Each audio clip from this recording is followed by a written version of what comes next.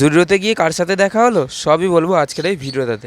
তো hello guys, আজকে আমি আর দেবা চলে গেছিলাম জুডিওতে, কারণ আমরা একটা জায়গায় ঘুরতে যাচ্ছি। তার জন্যই কিছু কেনাকাটা করতে আমরা জুডিওতে গেছিলাম।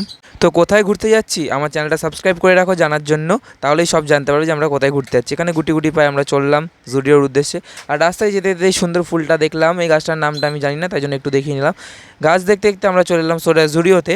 তো জুডিও আমাদের বাড়ির খুবই কাছে, তাই জন্য আমরা পায়ে হেঁটেই চলে গেছিলাম। এখানে খুব কালেকশানগুলো তোমাদের সাথে একটু শেয়ার করে নিচ্ছি। এখানে 199-এ শ্যু আছে ছেলেদের, আর বাকি যেই জিনিসগুলো আছে তার উপরে প্রাইস লেখা আছে। এখানে 299-এ বয়েজ স্লিপার আছে, আরও অনেক কিছু জিনিস আছে যেগুলো আমি ভিডিওর মধ্যে দেখিয়েছি, তোমরা এখানে দেখে নাও। প্রাইস সমেত আমি সবই দেখিয়ে নিচ্ছি।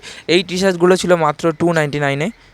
আরও অনেক কিছু ছিল যেমন জিন্স, আরও মেয়েদের অনেক কিছু জিনিস। যেহেতু আমরা থার্ড ফ্লোরে ছিলাম, সেটা হলো শুধু ছেলেদেরই কালেকশান সেখানে, আর সেকেন্ড ফ্লোরে মেয়েদের, আর ফার্স্ট ফ্লোরে বাচ্চাদের।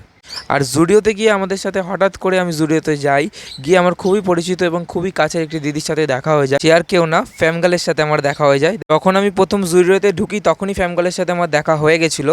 তখন কিন্তু আমি ভিডিওটা করতে ভুলে গেছি, আর এবং ক্যামেরা আমার অন ছিল না, তাই জন্য আমি বাইরে ওয়েট করছিলাম যে দিদি কখন বেরোবে, তখনই ভিডিও ক্লিপটা নিয়ে নেব। আর এদিকে দেবা গিয়ে জুডিওতে ট্রায়ালের যে সেন্টগুলো পাওয়া যায় সেগুলো শুধু ট্রাই করেই চলে এসেছে, কিচ্ছু কেনেনি। আর আমারও কিচ্ছু ভালো লাগেনি, যেহেতু আমার যেটা লাগবে সেটাই আমি খুঁজে পাইনি, কারণ সেটা আউট অফ স্টক হয়ে গেছিলো। তো যাই হোক, ভিডিওটা তোমাদের কেমন লাগলো কমেন্ট করে অবশ্যই জানাও।